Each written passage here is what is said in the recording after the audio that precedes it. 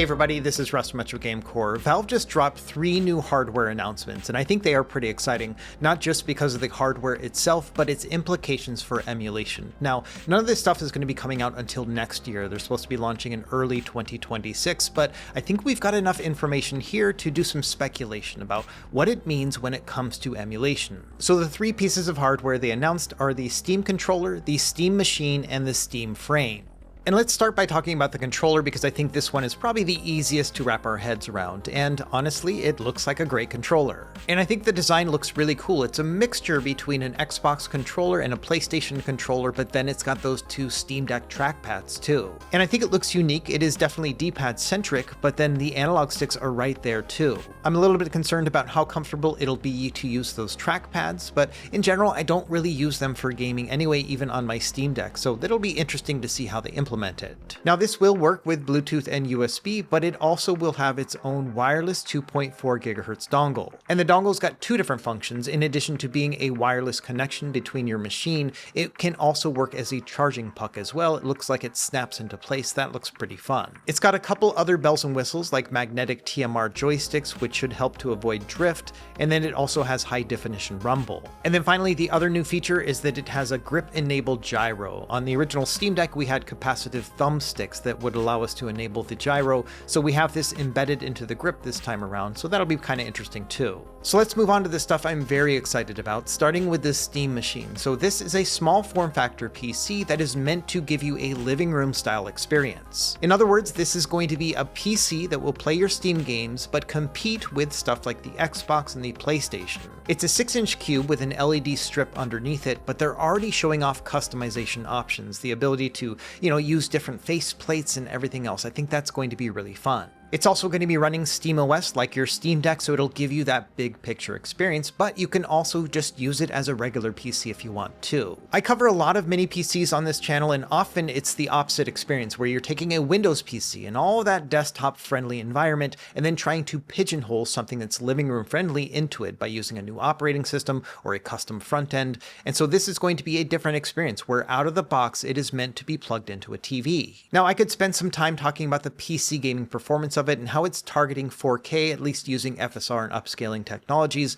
and how that might be an excellent fit for the living room experience. But what I want to focus on in this video is its emulation potential. To start, the operating system is going to separate it from other stuff like the PlayStation and the Xbox. Yes, you can kind of sort of put emulation on an Xbox. I've made videos about it before, but this is literally going to be a PC with an open source sort of mindset. We already know that the Steam Deck, which also runs SteamOS, has the ability to load up emulators through tools like EmuDeck to give you a really nice emulation experience, and this thing should be many times more powerful than the Steam Deck. In particular, it's the CPU that I'm most excited about. It's semi-custom AMD Zen 4 with 6 cores and 12 threads, but it will clock up to 4.8 GHz with a TDP of 30 watts. That's the CPU alone. And most of the time, emulation relies on really good CPU performance as opposed to GPU performance, which means that this thing seems to be really well powered for emulation in particular. To top it off, most of the high-end emulators already run on Linux or at least work through a compatibility layer. So we are talking things like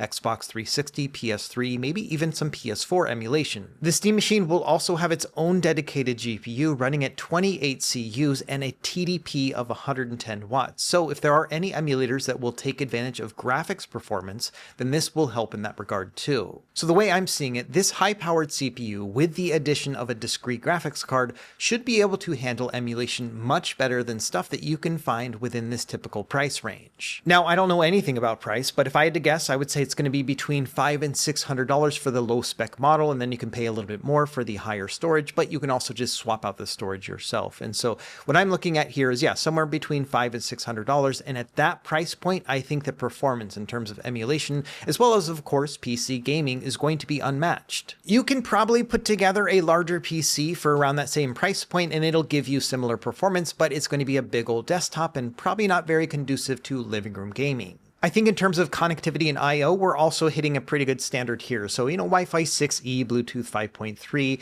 integrated 2.4 GHz dongle for that Steam controller as well. We've also got 2 video out options that will both go up to 4K at least 120 Hz, which is going to be overkill when it comes to emulation, but still nice to see. We're also looking at 4 USB-A ports and 1 USB-C port, so plenty of ways to plug in all of your gadgets. So what really gets me excited about the Steam machine in particular is not necessarily the PC gaming performance, which I think is going to be decent, but it's the emulation experience, because we're going to have a living room based OS, but then also the ability to integrate our emulators and then our games and whatnot. And so it's almost like that EmuDeck experience, but on a TV. And I think that's going to be great. And I think it's going to separate this machine from the console experience that you can expect on PlayStation and Xbox.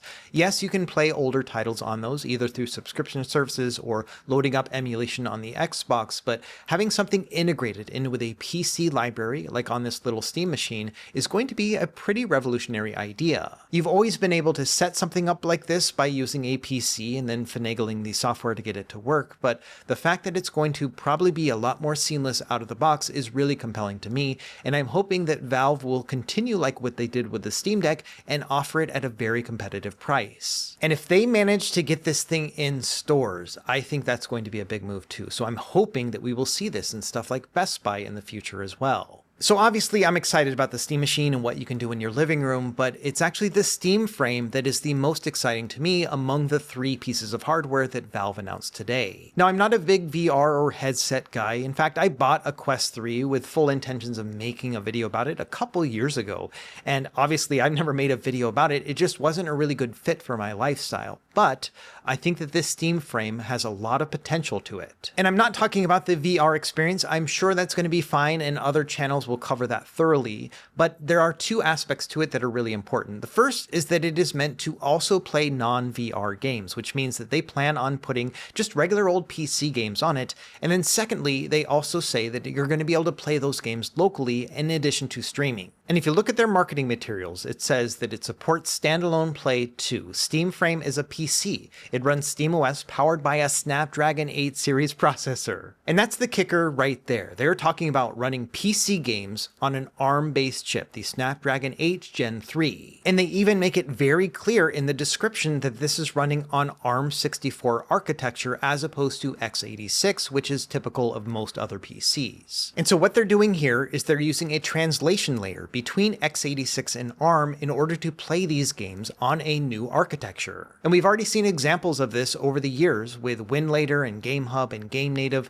These are all Android-based apps that allow you to log into your Steam library and then play your Steam games through a translation layer. And the issue with those projects is that they are unofficial. They are homegrown. They're basically people cobbling together a bunch of different technologies to allow us to play our Steam games, and it's not a very efficient process. And the fact that Valve is coming out and openly and officially saying that they are going to support this translation layer between x86 and ARM, even if it's just on the Steam frame, has a lot of implications. This means that potentially we can take this technology either through their operating system that runs on the Steam frame or through potentially an app that they build for Android, and then allow us to access the Steam catalog on other devices, including handhelds that have ARM-based chips. In fact, there's a PC Gamer article out right now, I'll leave it linked down below, and it actually quotes an engineer at Valve named Jeremy Salan that says that this is already fully open source, so you could download it and run SteamOS. Now that we will be releasing SteamOS for ARM, you could have gaming on any ARM device. And there are already a lot of handhelds that are running on similar Snapdragon chips compared to the Steam frame. In fact,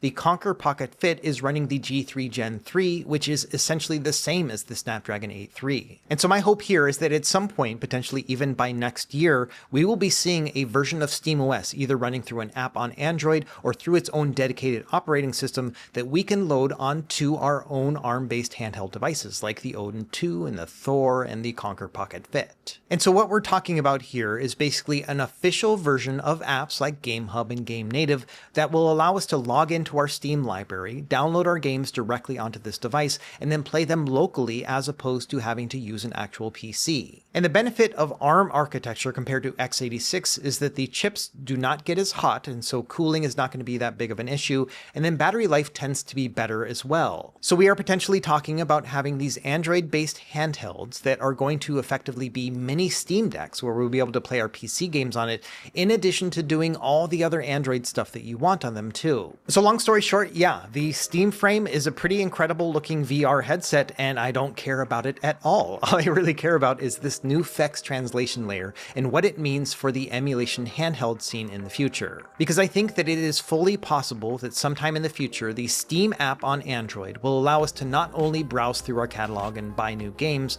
but it'll also allow us to play our games on our Android-based device too. So there we go. As a quick recap, we've got a new controller, which I think looks pretty great. We've got this new Steam machine, which I think is going to be excellent for living room emulation. And then finally, we've got the Steam Frame, which looks fine as a VR headset, but I'm really interested in that translation layer over to ARM and what that means for ARM-based handhelds. Let me know if you have any questions in the comments down below. As soon as I get my hands on this hardware, I will obviously be making a video about it as well. I was hoping to get a phone call from them over the past couple weeks and maybe head over to Seattle and check it out myself, but maybe that's going to be something for another day. Anyway, as always, thank you for watching. Be sure to like and subscribe if you found this helpful, and we will see you next time.